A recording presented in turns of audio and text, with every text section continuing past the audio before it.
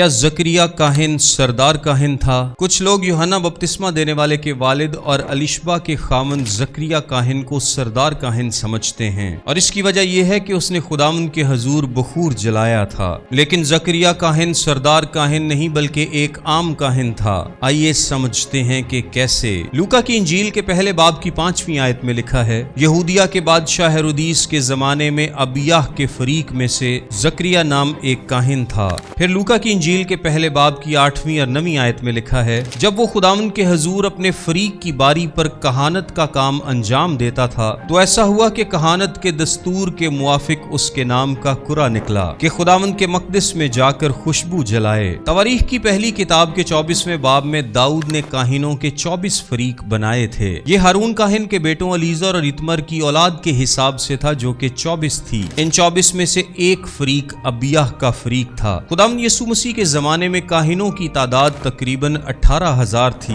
سو ان 18,000 کاہنوں کے 24 فریق تھے۔ سو حساب لگائیں تو ایک فریق میں تقریباً 800 کے قریب کاہن ہوں گے۔ اب مقدس میں روزانہ صبح اور شام بخور جلایا جاتا تھا، اور صبح اور شام کا بخور جلانا سردار کاہن کی نہیں بلکہ عام کاہن کی ذمہ داری تھی۔ بخور جلانے اور دیگر ذمہ داریوں کو پورا کرنے کے لیے ایک فریق کی باری ایک ہفتہ رہتی اور پھر دوسرے ہفتے دوسرے فریق کی باری ہوتی۔ اب چونکہ کل فریق 24 تھے، سو ایک فریق کی باری سال میں تقریباً 2 دفعہ آتی تھی، وہ بھی ایک ہفتے کے لیے۔ اب اگر ابیاہ کے فریق میں 800 کے قریب کاہن ہوں تو ان میں سے صرف 14 ایسے ہوں گے جو کہ صبح اور شام کا بخور ایک ہفتے میں جلا سکیں گے، اور سال میں 2 ہفتوں کے حساب سے صرف 28 کاہنوں کو یہ موقع ملے گا۔ سو چونکہ کاہن زیادہ ہیں اور بخور جلانے کا موقع کم ہے، اس لیے کرا ڈالا جاتا تھا۔ سو لوکا کی انجیل کے پہلے باب کی 5ویں آیت کے مطابق اس ہفتے ابیاہ کے فریق کی باری تھی، اور زکریا کاہن اسی فریق میں سے تھا۔ اور ایک دن ایسا ہوا کہ سینکڑوں کاہنوں میں سے 9ویں آیت کے مطابق کرا زکریا کے نام نکلا۔ یہ کرا صبح اور شام ڈالا جاتا تھا۔ ایک کاہن کا نام ایک دفعہ نکل آئے تو دوسری دفعہ اس کا نام کرے میں شامل نہیں کیا جاتا تھا۔ کئی کاہن ایسے تھے جن کا نام ساری عمر نہیں نکلتا تھا، کیونکہ کاہنوں کی تعداد زیادہ تھی اور بخور جلانے کا موقع کم،